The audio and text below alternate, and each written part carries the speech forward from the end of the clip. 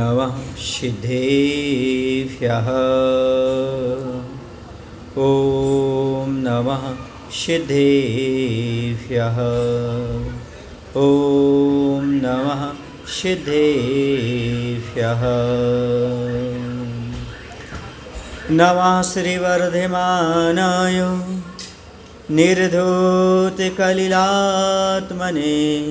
सालोकानां त्रिलोकानां यद्विद्यादर्पणायते यद्विद्यादर्पणायते।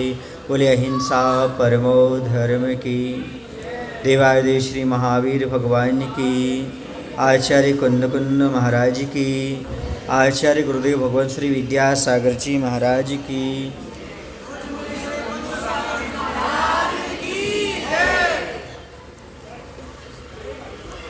कल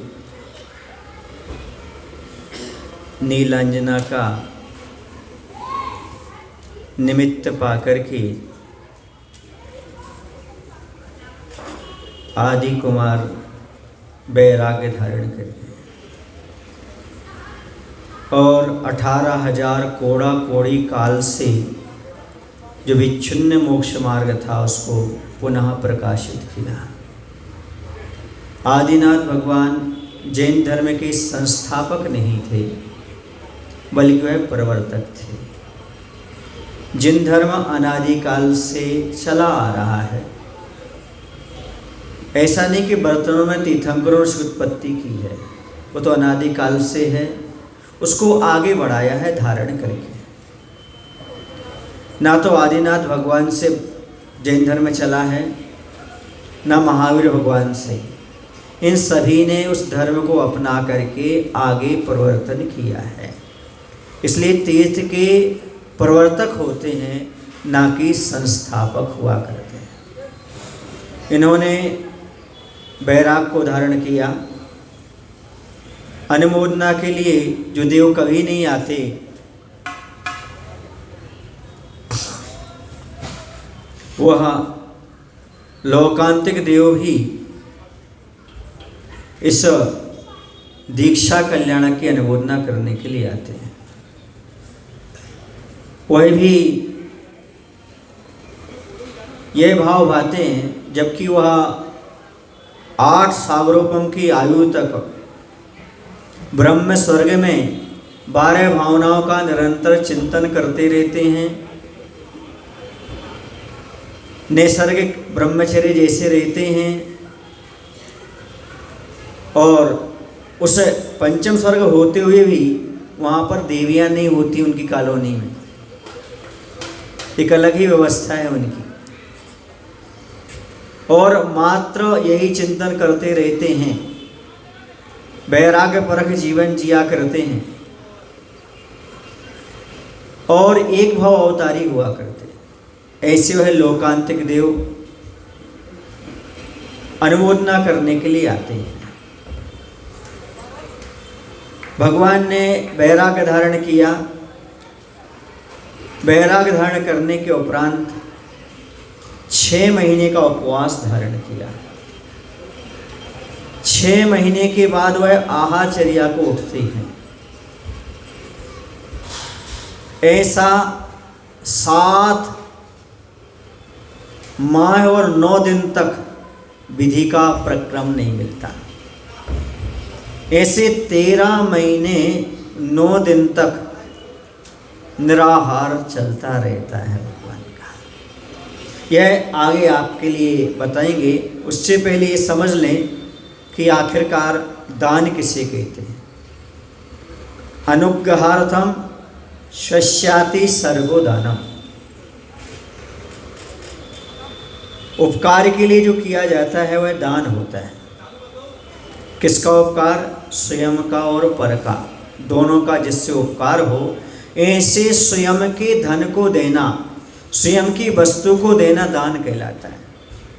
दूसरे की वस्तु को उठा करके दे देना ये दान नहीं कहलाता है। स्वयं की वस्तु जो होती है उसको देना, उसका नाम दान है। क्योंकि स्वस्याति सर्वो दानम कहा। स्व माने धन होता है। स्वयं के धन का दान करना, उत्सर्ग करना, देना, उसी का नाम दान कहलाता है। महाराज इस समय 100 पर का कल्याण कैसे होता है, 100 पर का उपकार कैसे होता है? जो दाता दान देता है उस दाता के पुण्य की वृद्धि होती है, कर्म की नजरा होती है, सावक धर्म का पालन होता है और उच्च गति की प्राप्ति होती है। और जिन मुनिराज को दान दिया जा रहा है उनके तप में, संयम में वृद्धि होती है। इसे 100 पर का कल्याण जिसके माध्यम से हो, स्वयं का और दूसरे का उपकार जिसके माध्यम से हो, उस प्रक्रिया का नाम दान कहलाता है। दान एक प्रक्रिया है, लेकिन आचार्यों ने इसे धर्म की संज्ञा दी गई है। दान धर्म है, दान और पूजा इससे बड़ा नहीं धर्म दूजा। दान और पूजा से बड़ा और सावक का कोई दूसरा धर्म नहीं होता। सावक तब ही शोभता दानी पूजक होय, और साधु तब ही शोभता ज्ञान ध्यानमय होय। साधु की शोभा ज्ञान और ध्यान के माध्यम से होती है। जो साधु ज्ञान और ध्यान में लीन रहते हैं, समझो वह शोभा को प्राप्त होते हैं, और जो सावक दान और पूजा करते हैं वह शोभा को प्राप्त होते हैं। परमानंदी पंचविंशतिका ग्रंथ में लिखा है, अपने कर्म के अनुसार एक राजा होता है और दूसरा एक कुत्ता होता है। उन्होंने दोनों को तुलना की है आपस में और कहा है कि एक राजा होता है, एक कुत्ता होता है, दोनों अपने कर्मानुसार पेट भरना जान लेते हैं। राजा ही पेट भर लेता है और कुत्ता ही फिर पेट भर लेता है। लेकिन उन्होंने कहा कि श्रीमान होने का, विवेकवान होने का और मनुष्य पर्याय धारण करने का, इन तीन का क्या मूल्य है।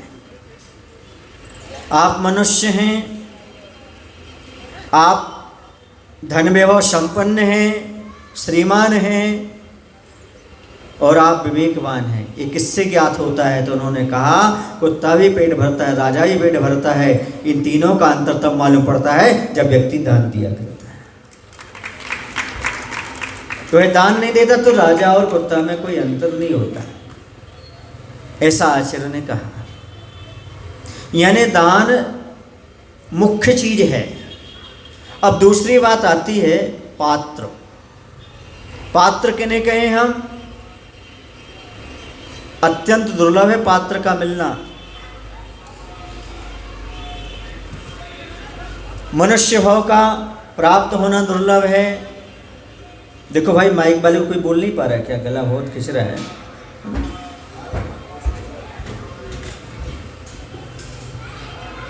तो पात्र का मिलना बहुत दुर्लभ होता है। पात्र कौन कहलाता है? जो हमें संसार सागर से पार उतारने में उपकारी होता है, मदद करता है, वह पात्र कहलाता है। पात्र कैसा होता है? सम्यक दर्शन, सम्यक ज्ञान, सम्यक चारित्र को धारण करने वाला होता है। पात्र के 3 भेद हो जाते हैं, उत्तम पात्र, मध्यम पात्र, जघन्य पात्र। उत्तम पात्र वाले रत्नत्रधारी आचार्य परमेष्टि, उपाध्याय परमेष्टि, साधु परमेष्टि हुआ करते। मध्यम पात्र पंचम गुण स्थानवर्ती देशवर्ती होते हैं। 2 प्रतिमा से लेकर के आरिका तक, इलक शुल्लक, ये सब मध्यम पात्र में आ जाते हैं। जघन्य पात्र में कोई आता है तो आप आपस में सम्यक दृष्टि, श्रावक जो होते हैं, व्रत तो नहीं है, अव्रत सम्यक दृष्टि हैं, वह भी आपस में पात्र हो जाया करते हैं। इसलिए यह पात्र की गवेषणा करते हुए ही दान देना चाहिए। दान देते समय पात्र को, दान को समझना है, अब दाता को भी समझना चाहिए। दाता कैसा होना चाहिए? दाता उच्च कुलीन होना चाहिए। दाता के शरीर में कोई असाध्य रोग नहीं होना चाहिए। उसके शरीर में चर्म रोग आदि नहीं होना चाहिए, कुष्ठ रोग आदि, गलत आदि, सफ़ेद दाग आदि नहीं होना चाहिए। और वह कुलीन मतलब आप समझते हैं ना, उच्च कुल का होना चाहिए। उसके घर में कोई ऐसी घटना न घटी हो जिसके माध्यम से समाज उसे धिक्कारती हो, कलंकपूर्ण कार्य न किया हो, उसने जैन धर्म को छोड़ करके अन्य धर्म में संबंध स्थापित न किया। ये सब बातें देख करके ही वह पात्र बनने की योग्य होता है। सप्त व्यसन का त्यागी होना चाहिए। और सबसे पहले तो महाव्रती को दान दे रहे हैं जो कि अहिंसा महाव्रत के धारण करने वाले हैं, तो उनके घर परिवार में हिंसक व्यापार नहीं होना चाहिए, चमड़े का धंधा नहीं होना चाहिए, जूते चप्पल का धंधा नहीं होना चाहिए। इसके साथ ही साथ कीटनाशक दवाइयों का व्यापार नहीं होना चाहिए। उसके घर में हिंसक पशुओं का पालना नहीं होना चाहिए। कुत्ता बिल्ली आदि हिंसक पशु होते हैं। एक ग्रंथ में लिखा है कि जो व्यक्ति इस प्रकार के पशुओं का पालन करते हैं वो नरकायु का आश्रय करते हैं, कि कोई जीव प्रतिक्षण हिंसा का भाव रखता है जिसका आप संरक्षण कर रहे हैं और आपके माध्यम से हो रहा है, तो प्रतिक्षण आपके लिए भी हिंसा का पाप लग रहा है। इसलिए शुद्धता पात्र की होना चाहिए। मन शुद्धि, वचन शुद्धि बोलने का अर्थ यही है, और धन शुद्धि भी बोलना चाहिए। मेरा मन कहता है आजीविका आपकी कैसी है, आपका धन शुद्ध है कि नहीं है। निर्माल्य का भक्षण करने वाले आहार दान के पात्र नहीं होते। हम दक्षिण में इसलिए कह रहे हैं, कर्नाटक अभी तमिल से आए इसलिए यहाँ सब जगह बता रहे हैं, जो देवद्रव्य भगवान को चढ़ती है, पूजन करने के उपरांत जो उसको ले लेते हैं और अपने उपयोग में लेते हैं, वो आहार दान के पात्र नहीं हुआ करते, क्योंकि निर्माल्य खाने वाला दान नहीं कर सकता है। स्वयं की कमाई का जो पैसा होता है वह दान देने के योग्य होता है। मेहनत से कमाया है, मरण मेहनत से कमाया, फिर दान क्यों दे? क्योंकि जो आपने कमाया है, कमाते समय नियम से पाप का बंध हुआ होगा। कहीं ना कहीं हिंसा, झूठ, चोरी आदि इसमें कुछ ना कुछ और परिग्रह तो है ही, पाप हुआ है। क्योंकि आप जब कमाते तो धन तो दिखता है, उसके साथ जो भाव की वो पाप दिखाई नहीं देता। उस पाप को नष्ट करने के लिए दान देना पड़ता है। दान से पुण्य बढ़ता है, जिसके माध्यम से पाप नष्ट हो जाता है। इसलिए दान देना परम आवश्यक होता है। दान के माध्यम से धन की शुद्धि हुआ करती है। धन की शुद्धि करना चाहते हो, दान में कभी भी पीछे नहीं हटना चाहिए। दान देने मात्र से ग्रस्त कृतार्थ हो जाता है, मात्र दान देने से कृतार्थ हो जाता है। आप देखिए ना, मुनि महाराज लेते क्या है? पिछी, कमंडल, शास्त्र, आहार, औषध और क्या? पिछी कमंडल तो कभी वर्षों में देने को मिलता है। पिछी हर बार बदल जाती है, हर वर्ष में लगभग। आहार दान हुआ, औषध दान हुआ। ये मुनि महाराज के पास जाता है।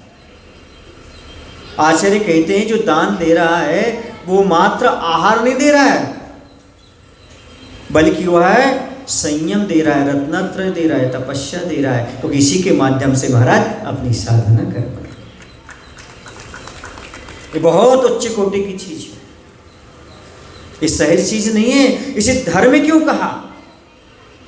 रणसार ग्रंथ में पूजा करने वाले को और मुनि को दान देने वाले को 3 टाइटल दिए उन्होंने: सम्यक दृष्टि, मोक्ष मार्गी और धर्मात्मा।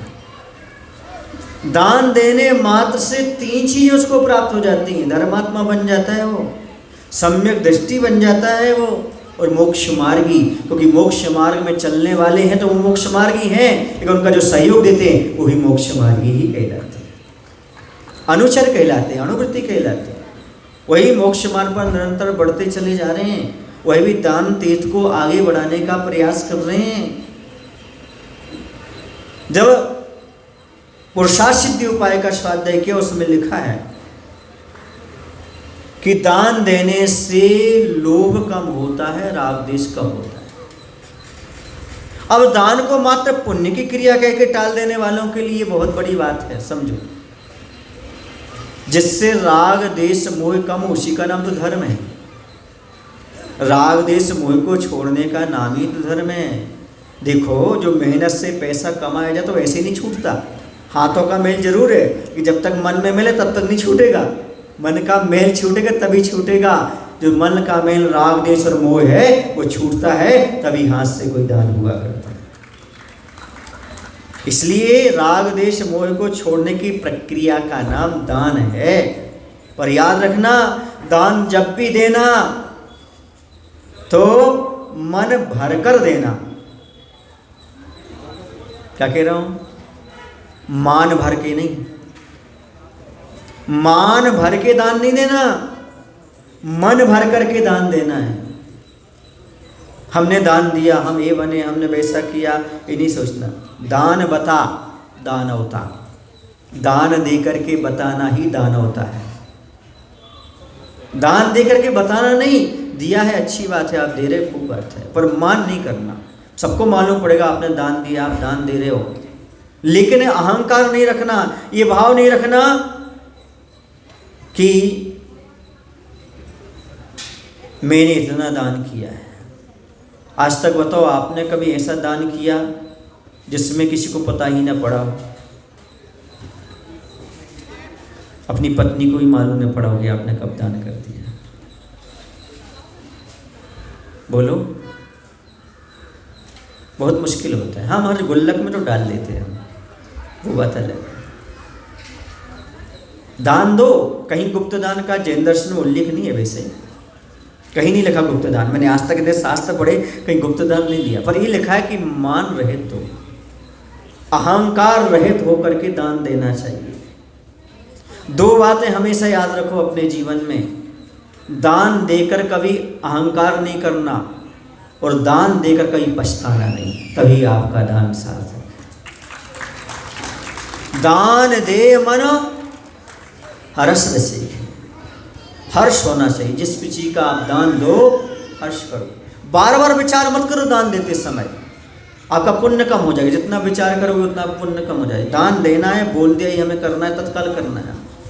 अब पीछे नहीं हटना, बोल दिया, बोलने से पहले सोचना है, लेकिन बोल दिया पर उसके बाद नहीं सोचना ये देना है, करना है, दूसरा कर नहीं। मैंने बोला है, दूसरा कर रहा है, अच्छी बात है, पर मैंने बोला है तो मैं तो उतना करके ही।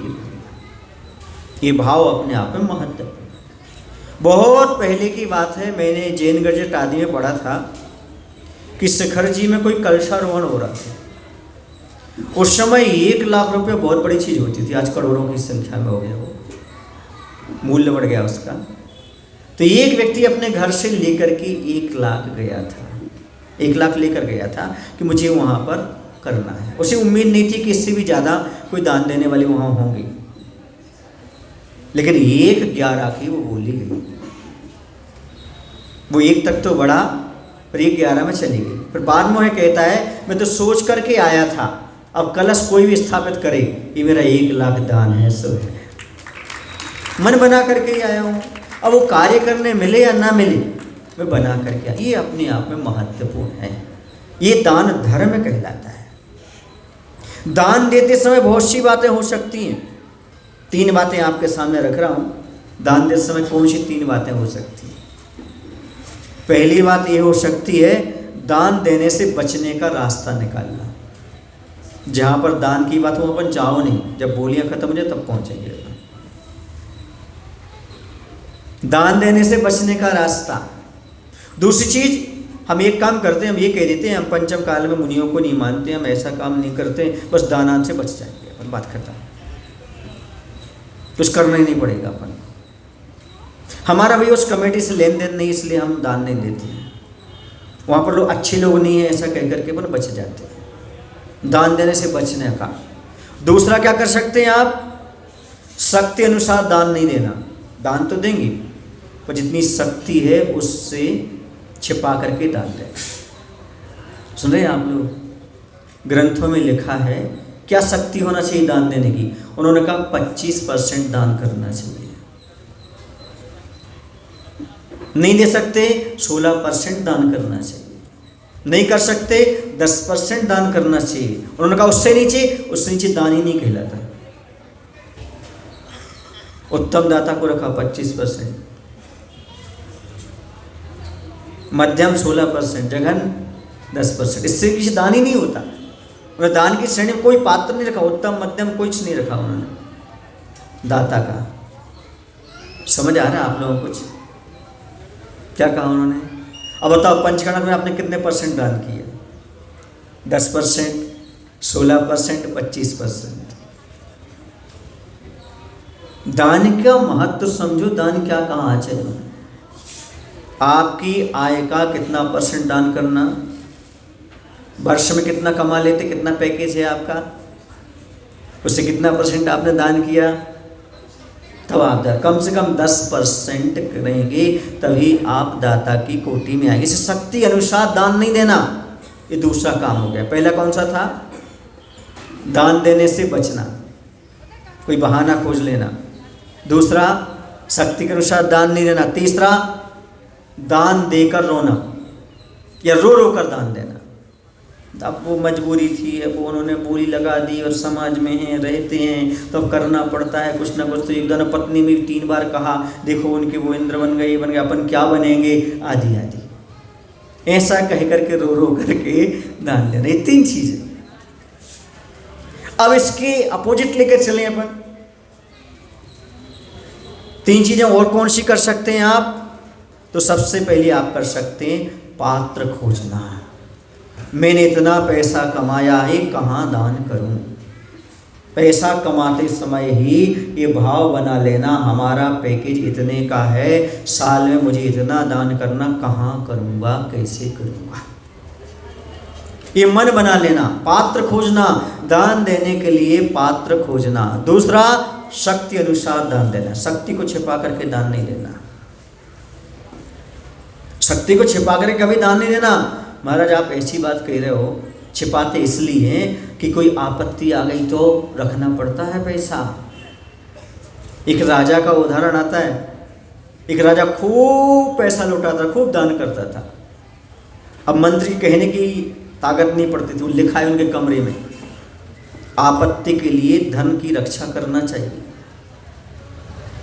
तो उन्होंने लिख दिया श्रीमानों पर आपत्ति नहीं आती। क्या कहा उन्होंने, तो उन्होंने लिखा। फिर वो मंत्री ने लिखा कदाचित आ गई तो उन्होंने लिखा संचित धन भी नष्ट हो जाएगा यदि आपत्ति आ गई तो। उसमें क्या बात है, क्या लॉजिक था,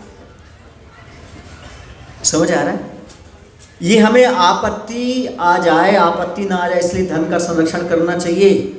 इसलिए शायद आप लोगों का पैसा कटता है और ब्याज उसमें बैंक में चला जाता है कुछ आपत्ति के समय। लेकिन वो क्या कह रहा है कि श्रीमानों पर आपत्ति नहीं, जो दान देते हैं उनका दरिद्रता का नाश हो जाता है, दुर्गति का नाश हो जाता है। दान के माध्यम से दरिद्रता का नाश, दान के माध्यम से दुर्गति का नाश, अर्थात दुर्गति नहीं मिलती, दरिद्रता नहीं आती, आपत्ति आती नहीं। यदि क्वचित देव योग से आ गई तो संचित धर्म ही चला जाएगा, आग लग जाएगी, समाप्त हो जाएगा। समझ रहे हैं ना आप। उस राजा की भावना को समझो। दान देते समय क्या भाव बनाना। दान तो सब देते हैं पर भाव क्या होना चाहिए दान देते समय। पहला पात्र खोजना, दान कहाँ दूँ, कहाँ जरूरत है। जैसे सबसे ज़्यादा जरूरत अभी बेंगलुरु में एलहंका वालों के लिए है, क्योंकि यहाँ जिनालय का निर्माण होना। तो पात्र खोजना, कहाँ हम दान करें, क्योंकि जिसने पेट भर लिया उसको भोजन कराना कोई पुण्य का काम नहीं है, लेकिन खाली पेट में भोजन कराना बड़ा पुण्य का काम होता है। तो शक्ति अनुसार दान देना। फिर हर्ष पूर्वक दान देना, हर्ष मनाते हुए दान देना, खुश होना, आनंद का अनुभव करना कि भाई हमारा ये जो पाप से कमाया था यह पुण्य में लग गया। इसका सदुपयोग हो गया, कल्याण के मार्ग में लग गया और मेरा भी कल्याण हो रहा है, ऐसा भाव बना करके दान देना। ये अद्भुत चीज है दान देते समय। ये भाव अपने अंदर होना चाहिए। दान देने के लिए पूर्ण विशुद्धि होना चाहिए। जो मुनि दान देते उसे विशुद्धि रखने की आवश्यकता है, वरना कुभोग भूमि का पात्र बनना पड़ता है। दान के प्रभाव से भोग भूमि मिलती है। उत्तम पात्र को दान देने से उत्तम भोग भूमि, मध्यम पात्र को दान देने से मध्यम भोग भूमि, जघन्य पात्र को दान देने से जघन्य भोग भूमि। लेकिन यदि आपने विशुद्धि पूर्वक नहीं दिया तन मन वचन की, तो कुभोग भूमि मिल जाती है। इसे कुभोग भूमि से बचना चाहिए। इसलिए मन वचन काया जब पूर्ण आपका शुद्ध हो, तभी आहार दान के लिए पवित्र होना चाहिए। आपके वस्त्रों की भी शुद्धि की बहुत आवश्यकता है। आपने मन शुद्धि वचन शुद्धि काय शुद्धि बोल करके यदि मायाचारी पूर्वक दान दिया, त्रिंचायु का आश्रय होगा और कुभोग भूमि का त्रिंच बनना पड़ेगा। जहाँ बंदर के मुख वाले होते हैं, मगर के मुख वाले होते हैं, दर्पण के मुख वाले होते हैं, ऐसे विकृत शरीर प्राप्त होगा। भोग तो मिलेंगे लेकिन विकृति के साथ मिलेंगे। कभी दान तो दिया है पर विकृति के साथ दिया तो वैसा फल मिलेगा। समझ आ रहा है? आज वर्तमान में कुत्तों का बहुत पुण्य देखा जाता है। एसी गाड़ी में घूमते हैं, करोड़ों रुपए की गाड़ी में घूमते हैं, मैडम जी उसकी व्यवस्था करती हैं, सारी बिस्कुट खाता है, वो बैठे बैठे झांकता है। क्यों? पूर्व पर्याय में उसने दान दिया था, लेकिन मायाचारी की थी, दोष छिपाए थे, इसलिए मायाचारी त्रिंच बना, पर उसका फल भी मिला। एसी में घूम रहा है, दान का फल ही मिला। लेकिन ठीक है महाराज जी, ऐसे दे लेते हम भी। ऐसा भाव नहीं करना, विशुद्धि पूर्वक देना।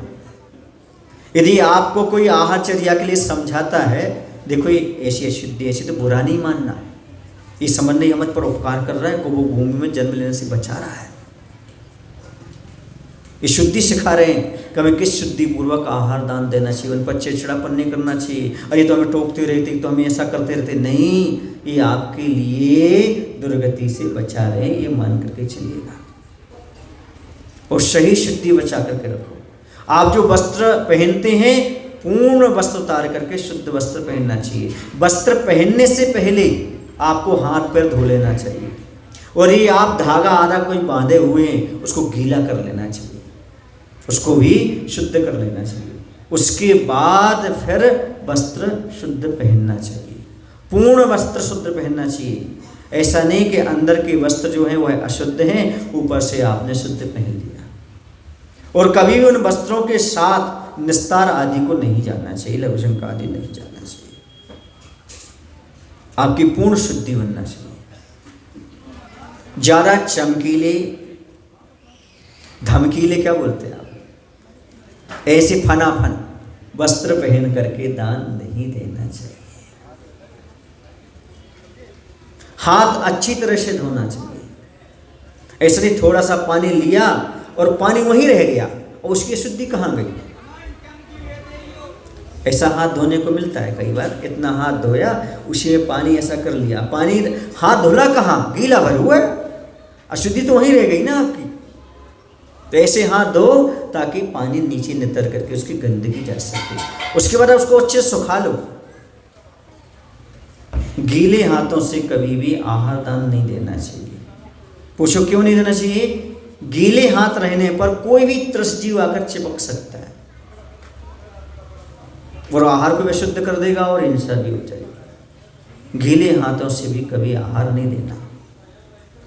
बार बार साड़ी या धोती दुपट्टा को स्पर्श नहीं करना, शरीर को स्पर्श नहीं करना। यदि आप करते हो तो पर तत्काल हाथ जा करके हाथ धोना। आपके शरीर का कोई वस्त्र है, वह वस्त्र कटोरी बर्तन आदि में नहीं जाना चाहिए सामग्री उठाते रखते समय। जब आपके हाथ में कोई सामग्री है तब आपको बिल्कुल मौन रहना चाहिए, क्योंकि आपका थूक उसमें जा सकता है। थूक अवक्ष है और झूठा भोजन दोगे महाराज को तो अब आप जानो कौन सी गति को प्राप्त करें। कोई सामग्री यदि आप टेस्ट करते हैं, ये कड़वी तो नहीं है, आदि आदि, तो उस समय आपके लिए कुल्ला कर लेना चाहिए, पानी पी लेना चाहिए। झूठे मुख कभी भी उस सामग्री को स्पर्श नहीं करना चाहिए, भले आप नमक भी क्यों ना चख रहे हो, लेकिन आपको उस समय कुल्ला करना चाहिए। या बाहर कोई व्यक्ति खड़ा है जो अशोला में है, उसके लिए चखा सकते हैं, लेकिन आप उस वस्त्रों के साथ यदि चख लेते हैं तो प्रश्न ये उठता है, अब वो वस्त्र आपके झूठे हो गए, बाहर दान की योग्य नहीं बचे। उन वस्त्र शुद्धि के वस्त्र पहने आप चख रहे हो, और आपके सोले के वस्त्र बचे कैसे? देखो तो क्या हो गए, अशुद्ध। बच्चों को भी आप मान लो पहले कुछ खा लेते हैं, तो खाने के बाद उनके वस्त्र चेंज करना चाहिए, कुल्ला कराना चाहिए, फिर जाकर के उनको आहार देने प्रवृत्त करना चाहिए। वैसे तो दो बातें आपको बता देता हूँ। मुनि महाराज को आहार देने से पहले मुख में पानी भी नहीं डालना चाहिए, क्योंकि खाकर खिलाना जो भिखारी को होता है, स्वयं खाकर खिलाना ये भिखारी को होता है, और पहले खिलाकर खाना श्री मुनिराज के लिए होता है। पहले खिलाइए फिर खाइए। मुनि को भोजन दे फिर करे निज आहार। पहले मुनि महाराज को आहार दे करके ही आप स्वयं भोजन करें। अस्वस्थता है, कोई चीज है, मजबूरी है, तो आप वस्त्र को यदि जूठा कर लेते आप मुख, तो वस्त्र फिर चेंज करें, फिर शुद्धि के वस्त्र पहन कर करें। मजबूरी कह रहा हूँ, बाकी तो आप समझ रहे हैं, मैंने पहले कह दिया आपको, ऐसा कोई आगम में उल्लेख नहीं है। अब आप बिहार करा के गए हैं, खड़े होने की क्षमता नहीं है, आदि तो वो बात अलग होती है, उस समय कंडीशन बन जाती है। सही विधि जो है मैं आपको बता दें, उसका पुण्य अलग होता है। आप लोग 50% तो पुण्य वैसे ही निकाल देते हो। नवदा भक्ति पूर्वक देना चाहिए। नवभक्ति समझते हो? 16 कैसे कहते हैं? 9 और 7 16। 9 क्या चीज है? नवदा भक्ति। 7 क्या है? दाता के गुण होते हैं, श्रद्धा, तुष्टि, क्षमा, पुष्टि, विज्ञान, अलोल, ये गुण हुआ करते। सत्व, ये सब गुण के साथ ही दान देना चाहिए, और नवदा भक्ति पूर्वक दान देना चाहिए। नवदा भक्ति में क्या क्या आता है?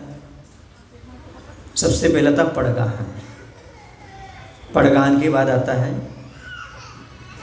वो सब उसी में गर्भित हो जाता है। समझाओ नहीं, सुनो, है ना, ऐसा ऐसा कर रहे हैं ना, तो सुनो। पड़गान में ही परिक्रमा जाती है, उसमें गिनती नहीं आती इसमें। फिर आता उसके बाद पाद प्रक्षालन। क्या होता है? पाद प्रक्षालन। पाद प्रक्षालन के बाद होता है आपका पूजन। पूजन के बाद होता है प्रणाम। पूजन करने के बाद नमोस्तु बोलना, गवासन से बैठकर क्या बोलना?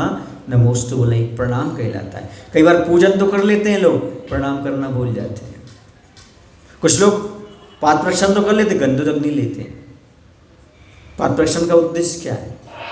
गंधोदक लेना ही तो है। निर्जलिक संघ का पालन होता है। एक बार बेनाडा जी ने आचार्य से पूछा था, आचार्य जी मैं वहीं था उस समय, संघ में ही। आचार्य जी, जैसे आप लोग कहीं से विहार करके आते हैं, आपको ही आहार देना है, तो हम लोग ये सोचते हैं आपका पाद प्रक्षालन कर लें, गंधोदक बाद में लगा लेंगे। तो आचार्य नहीं, उसी समय लगाना चाहिए, क्योंकि निर्वचक संघ का पालन होता है। मुनि के मलिन शरीर को देखकर गिलानी नहीं करना, क्योंकि मुनि का प्रत्येक शरीर रत्नात्र से पवित्र है, वह शुद्ध है।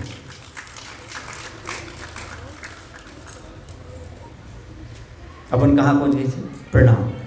प्रणाम के बाद मन शुद्धि, वचन शुद्धि, काय शुद्धि और आहार जल शुद्धि। ये कितनी हो गई? 9 हो गए। देखो लोग, सबसे पहले कौन सा हुआ? पड़गाहन। दूसरा पाद प्रक्षालन। तीसरा उच्चासन, है ना, उच्चासन होता है, पाद प्रक्षालन होता है। फिर पूजन, फिर उसके बाद प्रणाम, प्रणाम के बाद नमस्कार कर लो, प्रणाम करो, और ये मन शुद्धि, वचन शुद्धि, काय शुद्धि, आहार जल शुद्धि। इस प्रकार से ये नवदा भक्ति पूर्वक आपको क्या करना? दान देना चाहिए। और अच्छी तरह से। अब आपने मन शुद्ध कहा, वचन शुद्ध कहा, काय शुद्ध कहा। अब देखिए मुनि महाराज तो वर्षों से साधना में लगे मन की शुद्धि में। आपने कपड़े बदले मन शुद्ध हो गया आपका। मन शुद्ध का अर्थ है अभी आर्त रौद्र ध्यान नहीं कर रहे हैं हम सब चीज़ों से निर्वृत्त होकर के क्या कर रहे हैं, दान दे रहे हैं। अब बच्चों का मोह नहीं रहा हमें, परिवार का मोह नहीं रहा हमें। ऐसा नहीं कि बीच में गए और बच्चों को संभाल के आगे फिरा करके आहार दे लिया, ऐसा नहीं। आर्त रौद्र ध्यान से रहित होकर मन को बनाकर दान देना, ये कहलाता है मन शुद्धि। मन में आर्त रौद्र ध्यान नहीं, फल की आकांक्षा नहीं, महाराज से मंत्र तब मिल जाएगा, ये आकांक्षा नहीं, अहंकार नहीं, माश्चर्य नहीं, ये रहित जो भाव है वो कौन सा भाव है, मन शुद्धि। मन शुद्धि पूर्वक ही दान देना चाहिए। वचन शुद्धि, काय शुद्धि, काय की शुद्धि पूर्वक ही दान देना चाहिए। आपके शरीर में यदि कोई घाव है, रक्त आदि है, दिख रहा है वो, तो उस समय आपका शरीर शुद्ध नहीं, आप दान की उस समय दान न दें, इसका भी ध्यान रखना चाहिए। सुन रहे ना, महाराज को दिख जाएगा तो अंतराय हो सकता है। आहार देते समय कभी ऐसे शब्द नहीं बोलना, हड्डी बढ़ जाएगी, ब्लड प्रेशर के लिए अच्छा रहता है, नसें दिख रही हैं, सुन रहे, हार्ट के लिए अच्छा रहेगा, हड्डी शब्द है, रीढ़ की हड्डी में पीछे हाथ फेर दो, हड्डी शब्द नहीं लेना, खून शब्द का उपयोग नहीं करना, इन शब्दों का उच्चारण नहीं करना, कभी कोफ्ता नहीं बोलना आहार दान देते समय। ये कुछ अशुद्ध चीज़ें भी होती, समझ में आ रहा है आपके लिए? तो ऐसी चीज़ें वहाँ, क्योंकि महाराज का मानस जो है उस वस्तु की ओर ना चले, ग्लानि उत्पन्न करने वाली चीज़ें वहाँ पर नहीं बोलना, किसी की मृत्यु का संदेश नहीं बोलना, अपने को नहीं कहना महाराज जी जल्दी आहार ले लो, पता नहीं हमारी कब मृत्यु हो जाए, कब अकाल मरण हो जाए, कब हमारी समाधि हो जाए, हमसे ले लो, ऐसे भाव नहीं करना और बोलना नहीं वहाँ। समझ रहे हैं आप लोग कि नहीं? अब आहार चल रहे हैं, रोने लगे, क्यों रो रहे भैया? महाराज जी मैं अपने पिताजी की याद हो गई, अभी 2 साल तो हुई उन्हें। समझ में आ रहा है आप लोगों को? नहीं, हंसने वाली बात नहीं है, आप लोग भावुकता में भूल जाते। घर में कभी भी हिंसक फोटो नहीं लगी रहना चाहिए। मैं तो ये कहता हूँ जो चले गए ऊपर ना, उन बुजुर्गों की फोटो ही माला सहित नहीं लटकाना चाहिए चौक, ये ध्यान रखने की आवश्यकता है। क्यों? क्योंकि वहाँ पर वो मृत्यु का संदेश है। जब आप आहार देते समय बिल्कुल बोलना नहीं है आपके लिए, किसी के हाथ से कटोरी नहीं लेना चाहिए, बुद्धि तो ले लेना चाहिए, पीछे खड़े रहो। समझ में आ रहा है आपको? यदि 4 लोग आहार दे रहे हैं तो 4 लोग उसके पीछे खड़े ना हो, पीछे हवा तो आने दो भैया, ये भी तो भैया व्यक्ति, ये भी तो दान है, हवा ही नहीं आने देते आप। एक बार देने के बाद फिर पुनः आ जाते, फिर पुनः आ जाते, दूसरे 4 लोग खड़े, वो भी तो इंसान है, उन्हें भी तो आहार दान देना चाहिए ना। आपने 2 रास्ते दिए, पीछे हो जाओ, बाकी सब लोग दे दें, फिर बाद में आप आ जाओ। बोलो ना भाई, ये भी तो दान है, व्यवस्था बनाना भैया व्यक्ति का नहीं, दान नहीं है क्या? आचार्य से कहते सबसे बड़ा दान तो ये है जो दरवाजे में बैठ करके बिल्ली की रक्षा कर रहा, बिल्ली अंदर ना घुस जाए। यदि बिल्ली अंदर प्रवेश कर गई, कुत्ता अंदर प्रवेश कर गया तो अंतराय हो जाएगा, कोई दान नहीं दे पाओगे। बताओ कौन सहयोग कर रहा है उसमें? इसको नहीं मानते लोग। क्या मानते हैं?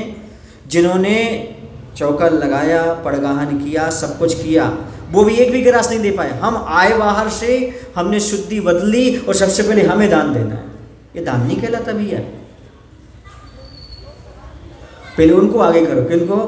जिन्होंने अपने स्वयं का वहाँ पर धन का उपयोग किया है, उन्हें आगे करिएगा, फिर बाद में आप आइएगा। नहीं मुझे जाना, जल्दी जाना है, ये दान नहीं कहलाता है। नेवावर वगैरह में, पुण्यपुर वगैरह में कुछ तो महिलाएं गिनती लगाती थी, हमने आज कितनों को आहार दिया, आज हम 10 महाराज को आहार दे के आए, हम इतनी आरिका को दान, ये दान कहलाता है क्या? सामने वाले ने लेना चाहा, नहीं लेना चाहा, चौके वाले ने पसंद किया, नहीं किया, ऐसा नहीं, विवेक पूर्वक काम करना चाहिए। क्योंकि दाता के पास एक विवेक गुण होता है, जिसके पास विवेक नहीं है उसके पास कोई गुण नहीं है। अगली बात, कभी कोई पड़गाहन का भाव रखता है उसे मना नहीं करना, व्यवस्थापकों के लिए विशेष रूप से। ऐसा नहीं 2 ही चौके लगेंगे, 4 ही चौके लगेंगे, ऐसा नहीं। जिसको जैसी मर्जी आप करें, मना किसी को मत करिएगा। मना करने से आपको अंतराय कर्म का बंध बनता है। इस अंतराय को कोई टाल नहीं सकता। समझ में आ रहा? इसलिए अंतराय कर्म से बचो, कभी किसी को मना मत करो। भैया देख लो, जो आहार देने वाले थोड़े मुखिया आगे आ जाते हैं, वो भी यही कहते हैं। कोई कहता है ये चीज़ चला दें, उन्हें पता है महाराज का त्याग नहीं लगे, देख लो आप, वो मना नहीं करेंगे। आप यदि मना कर दे तो आपको अंतराय पड़ेगा, भले वो ले रहे थे नहीं ले रहे थे। समझ आ रहा? वैसे महाराज लेते तो नहीं है, आप देख लो, कर ले ले तो अच्छी बात, उनको मना नहीं करना, नहीं ये अलग रख दो, आप नहीं देना, आप नहीं करना। क्यों? क्योंकि आपको अंतराय पड़ेगा। भले आप अच्छा सोच रहे हो, पर मना किया ना आपने उसको, वो गलत हो गया। कि कभी भी किसी को मास्टरी तो रखनी नहीं, दूसरा क्यों दे रहा है, मैं क्यों नहीं दे पा रहा हूँ, क्यों कर रहा है, मैं क्यों नहीं कर पा रहा हूँ, इससे और कर्म का बंध होता, अंतराय और पड़ता था। ठीक है, अच्छा हो जाना चाहिए, व्यवस्थित हो जाना चाहिए, ऐसा भाव अपने अंदर रखना चाहिए। इधर जाकर के आप दान दे सकते हैं। अभी आप देखेंगे, जब वृषभ सागर महाराज की आहारचर्या होगी, वो आएंगे चले जाएंगे, आएंगे चले जाएंगे। पहली बार में किसी को नमोस्तु नमोस्तु अत्र नहीं बोले, जब पहली बार निकले अपनी सामग्री दिखाएंगे उनको, क्योंकि उस समय किसी को विधि नहीं आती थी। ज़रा समझदार नहीं बनना अभी, क्योंकि ये प्रक्रिया बताई जा रही है, समझाई जा रही है। क्या बोलना आपको पहली बार में? ये ले लीजिएगा, ये ले, जो आपका हाथ में फल है वो ले लो, ऐसा ले लो, ऐसा ले लो, ये कर लो, यहाँ बैठिए, क्या चाहिए आपको बताइए स्वामी, ऐसा कहना है। ठीक है ना? फिर दूसरी बार जब राजा श्रेयांश को सपना आएगा, क्या आएगा? उनको सपना आएगा। कैसे सपना आया उनको, कैसे जाति स्मरण हुआ उनको? 8 भाव पहले, लगभग 8-10 भाव पहले राजा श्रेयांश जो थे वह श्रीमती के जीव थे, और जो आदिनाथ थे वो वज्र जंग के जीव थे। जंगल में इन्होंने मुनि महाराज का पड़गाहन किया था। किसने? वज्र जंग राजा ने और श्रीमती, दोनों ने पड़गाहन किया था।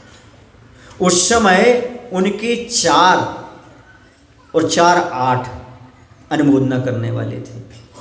4 कौन अनुमोदना करने वाले थे? एक तो मंत्री था, दूसरा पुरोहित था, मंत्री था, पुरोहित था, सेठ था और सेनापति। ये 4 थे, 4 मानव थे, अनुमोदना कर रहे थे, और 4 त्रिंज थे। शूकर था, नेवला था, शेर था और बंदर था। ये सब बाहर से क्या कर रहे थे? अनुमोदना कर रहे थे, हाथ जोड़ करके। समझ में आ रहा है? क्योंकि ये आहार दान के लिए आपको उपस्थित नहीं हुआ। त्रिंज के पास तो योग्यता नहीं है, वो तो अनुमोदना ही करेगा। इन लोगों ने भी सोचो आप, अब जब ये अनुमोदना सारी हो रही थी, तो दान देने के प्रभाव से ये आगे चल करके कौन बने? आदिनाथ भगवान। कौन? राजा वज्रजंग। और श्रीमती का जीव क्या बना? राजा श्रेयांश। तब उन्हें स्वप्न आया, पूर्व के संस्कार थे ये पति पत्नी के। इसी तो हम आज कहते हैं जोड़े से आहार दो, पता नहीं आगे कौन तीर्थंकर और कौन दान तीर्थवर्धक बन जाए। यह है उसका महत्व, जोड़ी से आहार देने का, पति पत्नी मिलकर के जो दान देते हैं। और ऐसे दान तीर्थ का प्रवर्तन करने का सौभाग्य प्राप्त हुआ। और आदिनाथ के काल में ही वो जो त्रिंज वगैरह थे उन्होंने भोग भूमि का सुख भोगा, और आदिनाथ के काल में ही ये 8 जीव मोक्ष ले गए। आप सोचो, ये है दान के कृत कार्य अनुमोदना का फल। इसलिए आपकी पूर्ण विशुद्धि ना हो तो आप अनुमोदना कर लो। जरूरी नहीं कि हम कृत ही करें, कार्य भी कर सकते हैं, अनुमोदना भी कर सकते हैं। कुशल सावक वही है जो मन वचन काय की विशुद्धि पूर्वक आहार दान देने का लाभ उठाता है।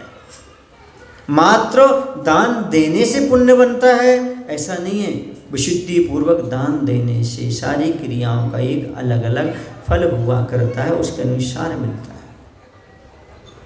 कभी भी एक चौका यदि पीछे है और आपका चौका पीछे है, उससे आप आगे आके प्रगाहन न करें, पहले उसको महत्व दें,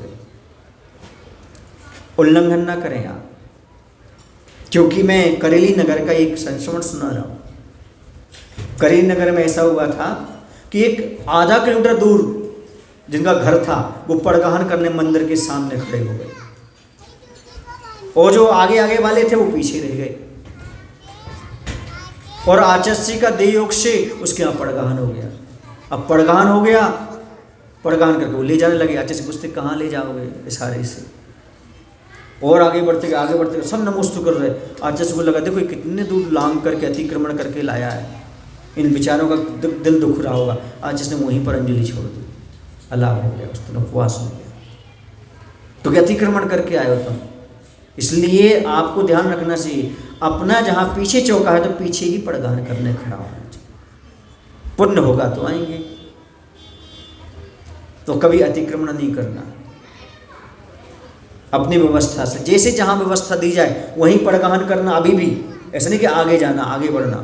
और जो आपको निर्देश दिया गया है, राजा श्रेयांश और सोम ही पड़गाहन करेंगे, उनके परिवार के नहीं, क्योंकि विधि नहीं मिलेगी पर मरा लौट आएंगे।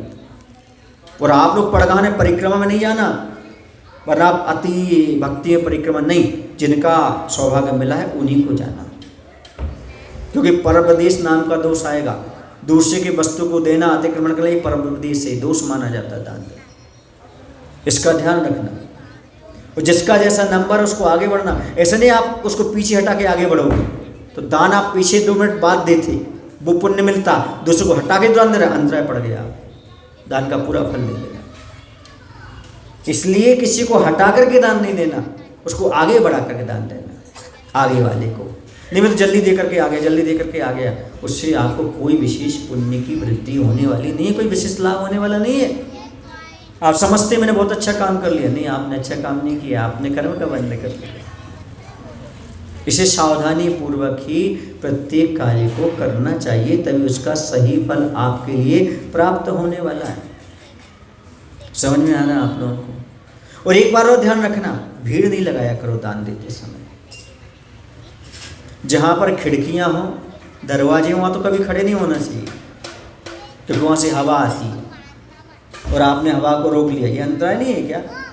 बोलो, जो चीज़ का लाभ होना था वो लाभ नहीं हो पाया, और उस पीछे वाला कोई आहार देख रहा है तो आहार नहीं देख पाया। इसलिए इसका भी विवेक हमेशा रखना चाहिए। प्रत्येक वस्तु का शोधन करके दान देना चाहिए। अपना उपयोग अपनी आंखें यहाँ वहाँ न लगा करके मात्र वस्तु पर ही रखना चाहिए, मुनिराज की अंजलि पर और अपनी वस्तु पर ही रखना चाहिए। आहार देते समय या देने जाओ तब आपके शरीर पर कोई ऐसा क्रीम पाउडर आदि नहीं लगा होना चाहिए, लिपस्टिक नाखून पालिश आदि, जिससे पूरा चौका ही अशुद्ध हो जाए। हिंसक वस्तुएं लेकर चौके में जाओ, कौन सा पाप का बंद करोगे? ये मैं तो नहीं कह सकती, आगम से पढ़ लेना। इसे कभी भी भूल करके ही नहीं करना। दूसरी, नाखून बढ़ा करके कभी आहार दान नहीं देना, ये पशुता की निशानी मानी जाती है। यदि आपके नाखून बड़े हुए हैं तो निश्चित उसमें कहीं ना कहीं से गंदगी रह जाती है, और नाखून अच्छे नहीं माने जाते। नाखून ये नहीं कहलाते, नाखून वो कहलाते जो आगे निकल जाते, जिसमें खून नहीं होता। बाल फैला करके नहीं, बाल खुले होकर के आहार दान नहीं देना चाहिए। बोलते हुए दान नहीं देना चाहिए। मलिन मन से दान नहीं देना चाहिए, खुश प्रशस्त चेहरे से दान देना चाहिए। दूसरे से ईर्ष्या भाव रख करके दान नहीं देना चाहिए। दान देते समय इतना विवेक रखना चाहिए कौन सी सामग्री कब चलना है। ग्रंथों में लिखा, जैसे शिशु का पालन पोषण एक माँ करती है, क्योंकि शिशु को नहीं पता कौन सी ठंडी है, कौन सी गर्म है, कौन सा क्या करेगा, कैसा करेगा, तो उसे विवेक पूर्वक ऋतु के अनुसार दान दिया जाता है। वर्षा काल में, ग्रीष्म काल में, शीतकाल में। इसी प्रकार से मुनिराज को भी आहार ऋतु के अनुसार ही देना चाहिए, किस समय कौन सी चीज़ की आवश्यकता है। ऐसा ना हो कि मुनिराज का विहार चल रहा हो और आप ऐसा आहार दे दो 2 घंटे में पच जाए। खिचड़ी में काम निकाल लो, चावल में काम निकाल लो, फिर कैसे चलेगा? समझ में आ रहा है? गर्मी का समय है और आप गरम गरम चीज़ चला दो, सर्दी का समय है आप ठंडी ठंडी चीज़ चला दो। तो ये भी हमें विवेक रखने की बहुत आवश्यकता हुआ करती है। यदि चौके वाले को विकल्प हो रहा है, महाराज को विकल्प हो रहा है, हम पीछे खड़े हो जाए। विकल्प ना उत्पन्न करना ही सही चर्या कराना है। समझ में आ रहा है आप लोगों? ये विवेक हमेशा रखना चाहिए।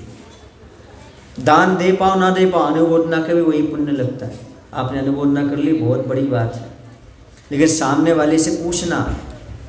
जिस चौके में आप आहार दान देने जा रहे हो, उस चौके वाले से पहले पूछ लो, भैया मैं आ जाऊँ, आहार दान दे दूँ, क्या बाधा है आपको पूछने में? और यदि आपके संबंधी है, परिचित हैं, कोई बाधा नहीं है, आपके फैमिली वाले कोई बाधा नहीं है, लेकिन नहीं आप अनजान में जा रहे हो, तो आपको पूछना आपका कर्तव्य बनता है, ताकि सामने वाले को किसी प्रकार की पीड़ा नहीं होना चाहिए। और हमेशा अपनी वस्तु का दान करना चाहिए। महाराज हम कहीं गए हैं और उस समय वस्तु तैयार नहीं कर पा रहे हैं, तो आप अपनी वस्तु लेकर के जाइएगा, और जो पड़गान करने वाले उनको वस्तु दीजिएगा, और ये मत कहिएगा कि ये महाराज के लिए है। कभी भी महाराज के लिए नहीं होती वस्तु, वस्तु से जो व्यवस्था करने वाले उनको होती है, वो महाराज को दे दे, बात अलग होती है। महाराज के निमित्त से कोई भी चीज़ नहीं दी जाती, महाराज के निमित्त से पैसा दान में नहीं दिया जाता। याद रखो, कभी भोजन महाराज को नहीं बनाया जाता, आहार महाराज को नहीं बनाया जाता, लेकिन आहार बनाया है मुनि को जरूर दिया जाता है। दान के लिए कभी पैसा नहीं कमाया जाता, यदि पैसा कमाया है तो दान अवश्य दिया जाता है। इस बात का हमेशा ध्यान रखना चाहिए। यदि आपने पैसा कमाया है तो दान जरूर देना, दान के लिए पैसा नहीं कमाना। कभी मुनिराज को आहार तैयार नहीं करना, यदि आपने आहार तैयार किया है तो मुनि को अवश्य देना। ये निर्दोष है, किसी के निमित्त का नहीं होता दान। निमित्त बना करके आहार आदि औषध आदि दान नहीं दिया जाता। समझ में आ रहा है आप लोगों को? तब आपका सही वह दान माना जाता है, तभी वह दान आपका धर्म के रूप में परिवर्तित होता है। मुनि महाराज को दान देने से बहुत फायदे हैं। आप लोगों ने कभी एटीएम देखा? एटीएम का फुल फॉर्म हमें नहीं पता, लेकिन मैं तो ये समझता हूँ एटी टाइम मनी, जब चाहो तब पैसा निकालो, ऐसे ही हम मान सकते हैं। एटी टाइम है ना, या एनी टाइम, क्या कुछ ही बोलते अपन मनी, इतना समझ सकते हैं। तो महाराज जो होते हैं एटीपी हैं, एटी टाइम पुण्य। कैसे हैं? तो वो ऐसे उच्चैर्गोत्तम प्रणतेर भोगो दानादुपासनात् पूजा भक्ति सुंदर रूपम स्तवनात् कीर्तिस्तपो निधिषु। साबकाचार ग्रंथ में लिखा आचार्य समंतबद्ध महाराज ने 115 नंबर के श्लोक में क्या लिखा उन्होंने? भक्ति सुंदर रूपम उच्चैर गोत्रम प्रणतेर। मुनिराज को प्रणाम करते ही उच्च गोत्र का आश्रय, और उच्च गोत्र कौन सा है? पुण्य प्रकृति है। नमस्कार किया तो आपको पुण्य मिल रहा है। और भोगो दाना, जैसे आपने दान दिया तो भोगो भोग की सामग्री प्राप्त होती है। उपासनात् पूजा, उपासना करने से आपको स्वयं पूजा के पात्र बनते हैं, आप सम्मान के पात्र बनते हैं। भक्ति सुंदर रूपम, मुनियों की भक्ति करने से सुंदर रूप की प्राप्ति होती है। और सुंदर रूप जन्म से किनका होता है? सुंदरतन तीर्थंकर का, अर्थात तीर्थंकर प्रकृति का बंध होता है, साधु समाधि वैया व्यक्ति। ये थोड़े कारण भावना में भी आ जाती है। और इसके बाद स्तवनात् कीर्ति, और यदि आप उनका स्तवन करेंगे तो आपकी कीर्ति फैलेगी। तपो निधि, ऐसे तप के निधि जो है मुनिराज के लिए ऐसा करने से। अब बोलो आप नमस्कार करो तो पुण्य, दान दो तो भोगो भोग सामग्री, इसके बाद आप उपासना करो तो सम्मान, भक्ति करो तो पूजन, स्तवन करो तो कीर्ति। अब बोलो महाराज एटीपी है कि नहीं? एटी टाइम पुण्य। आप महाराज के यहाँ आओ तो आपका फायदा, और महाराज आपके घर जाएं 10 बजे तो आपका फायदा। हर समय आपके लिए पुण्य पुण्य पुण्य प्राप्त होने वाला है, कर्म की रिजरा प्राप्त होने वाली है। जब तक आपके नगर में आपके यहाँ मुनिराज रहते हैं तब तक समझो हमारे यहाँ एटीपी एट ए टाइम पुण्य। कुछ भी करोगे आपको पुण्य पुण्य पुण्य प्राप्त होगी। मैं नहीं कह रहा हूँ, ये कौन कह रहे हैं? आचार्य समंत भद्र महाराज, जो कि न्याय शास्त्र के प्रकांड विद्वान, जो कि तार्किक, जिनकी नमस्कार करने से मिथ्यात का पिंड फूट करके सम्यक के चंद्र प्रभु प्रकट हुए, ऐसे समंत भद्र महाराज की घोषणा है, उनका सहनार है कि मुनि महाराज की प्रत्येक चर्या में, प्रत्येक क्रिया में आपके लिए पुण्य ही प्राप्त होने वाला है। दाता के घर की दरिद्रता दूर हो जाए, अगले भाव में दुर्गति का नाश हो जाए, इससे बड़ी और कौन सी उपलब्धि मानते हैं? दरिद्रता समाप्त हो जाती है दान देने से। इसे बहुत सारे एग्जाम्पल हमारे सामने संस्मरण है जिनकी दरिद्रता समाप्त हो गई। मैं बहुत सारे गांवों में, बुंदेलखंड में विहार करता रहा। बहुत से लोगों ने कहा महाराज जी हम लोगों के पास इतनी क्षमता नहीं थी, लेकिन एक बार गुरु महाराज का नगर में आगमन हुआ, संघ का चरण हमारे घर में पड़ा, उस दिन का आज है। आज दरिद्रता नहीं है, समाप्त होती थी। ये मात्र श्रद्धा का विषय है। क्रिया के साथ साथ श्रद्धा रख करके जो कार्य करता है उस सब प्रकार की चीजें अपने आप प्राप्त हो जाती हैं। कर्म सिद्धांत को समझो। अब एक प्रश्न उत्पन्न होता है, महाराज देवी देवता लोग सारी व्यवस्था क्यों नहीं कर देते? देखो, सौधर्मेंद्र ने अवधि ज्ञान लगाया कि समय हो रहा है और भगवान अभी भी राजपाट में हैं, बैराग का समय होने वाला है, क्या करें? अवधि ज्ञान लगाया, एक और नीलांजना को निमित्त बनाया, नीलांजना को प्रस्तुत किया, नृत्य हुआ, कर देखा होगा आप लोगों ने। उसकी आयु पूर्ण होने वाली थी, दूसरी निरंजन प्रस्तुत की, कोई नहीं समझ पाया। उस समझ के अवधि ज्ञान से जान लिया उन्होंने किसकी मृत्यु हो गई, बस उन्हें बोध हो गया। घटनाएं तो बहुत घटती हैं संसार में, लेकिन बैराग का कारण हर किसी को नहीं बनती। जिसकी भवितव्यता अच्छी होती, कल्याणकारी जी होते हैं, उन्हीं के लिए घटना जो है ना बहुत बड़ी चीज बन जाती है, वरना बहुत बड़ी घटना भी कोई कार्य नहीं करती। दीक्षा दिला दी। अब देखिएगा, अब जब महाराज आहार को निकलेंगे तो किसी को पता नहीं उस युग में विधि क्या होती है। तो क्या सौधर्मेंद्र आकर किसी को विधि नहीं बता सकता था क्या? और जो नाभि राय थे उनका अवधि ज्ञान था, वो अवधि ज्ञान नहीं लगा सकते थे क्या? भरत चक्रवर्ती के पास अवधि ज्ञान था, कहाँ गया था उनका अवधि ज्ञान? बोलो ना भाई, क्यों? क्योंकि अंतराय कर्म पड़ा हुआ था। आदि सागर महाराज का लाभ अंतराय कर्म का उदय था और सारे श्रावकों का दान अंतराय कर्म का उदय था। क्योंकि पूर्व भाव में बताते हैं कहीं उन्होंने जहाँ जैसा कुछ भी हो अंतराय बांध लिया था। कहीं कहीं ये बताते हैं कि वो जो किसान खेती करता ना, तो वो अनाज को अलग करने के लिए छिलके से बैलों को घुमाता है चारों ओर, दाएं का हिलाती क्या कहलाते इसको, तो जो वो बैल अनाज ना खा ले उसके मुख में एक मुसीका लगा देता है। ऐसा कभी कर दिया था तो 6 महीने का क्या पड़ गया था? अंतराय, यानी किसी को खाने से रोक देने का। सुन में आ रहा आपके लिए? जैसा जैसा लाभ वैसा वैसा आपने दूसरे के प्रति किया तो आपको अंतराय पड़ जाता है। दान में, लाभ में, भोग में, उपभोग में, शक्ति, वीर आदि में जिसमें आप विघ्न डालेंगे उसमें आपके लिए अंतराय पड़ता चला जाएगा। इसलिए कभी किसी चीज़ में अंतराय नहीं पड़ना चाहिए, अंतराय नहीं डालना चाहिए, तभी आपके लिए वह दान देना सार्थक होता है। दान देते समय ये सावधानियाँ जो हमने आपको बताई हैं वो आप अवश्य रखिएगा।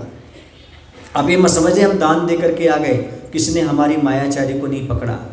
किसको पकड़ना है? कर्म को पकड़ना है। फल कौन देगा? भगवान फल नहीं देते। कर्म प्रधान विश्व करी राखा, जो जस करहीं सो तस फल चाखा। भगवान किसी भी संप्रदाय में ऐसा नहीं लिखा है भगवान करता धरता है, वहाँ भी ये लिखा है ये कर्म प्रधान है सारा विश्व, जो जैसा करेगा वैसा फल प्राप्त करेगा। भगवान कोई लेखा जोखा लेने वाले नहीं है।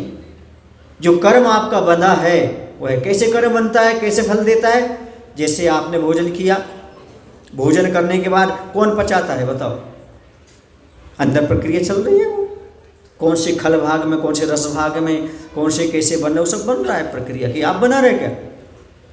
चल रहा है उसकी प्रक्रिया जैसी। इसी प्रकार से जो आपने कर्म बांधा, कौन से अंतराय में जाना है वो सब पढ़े जाते, सब पहुंच जाते, व्यवस्थित है सारी प्रक्रिया। ये कोई भगवान करने वाला नहीं, व्यवस्थित प्रक्रिया है। उस कर्म से डरो, न समाज से डरो, न महाराज से डरो। डरो तो किससे डरो? कर्म से डरो। कर्म का बंध जो होगा वह हमें दुख देने वाला है। इसलिए मन वचन काय की विशुद्धि पूर्वक ही क्या करना चाहिए? दान देना चाहिए। जब आप पड़गान करते तो पड़गान करते समय छोटे बच्चों को खड़ा नहीं करना चाहिए। क्यों नहीं करना चाहिए? छोटे बच्चे परिक्रमा नहीं कर पाएंगे, नीचे देख करके चलना पड़ता है परिक्रमा। कहीं कोई सूक्ष्म जीव की आराधना ना हो जाए, ये देख करके चलना पड़ता है। अपने जो शुद्र वस्त्र वो जमीन पर स्पर्श नहीं होना चाहिए। इतने नीचे वस्त्र मत पहनो कि वो जमीन को स्पर्श करे। जमीन को स्पर्श करेंगे तो आपके कपड़े जो है ना अशुद्ध माने जाएंगे। थोड़ा सा ऊपर उठा करके रखें उसको, वस्त्र को। समझ में आ रहा है? दुपट्टा को ऐसा संभाले कहीं आजू बाजू में कनात लगे, कोई चीज़ लगे तो उसको स्पर्श ना कर जाए। जब आप आहा दे रहे तो आपके दुपट्टे आदि दूसरे जो आहा दे रहे उसकी कटोरी में ना जाए। अपने में तो नहीं जाएगा पर दूसरे में ना जाए। इतना विवेक भी हमें रखना चाहिए।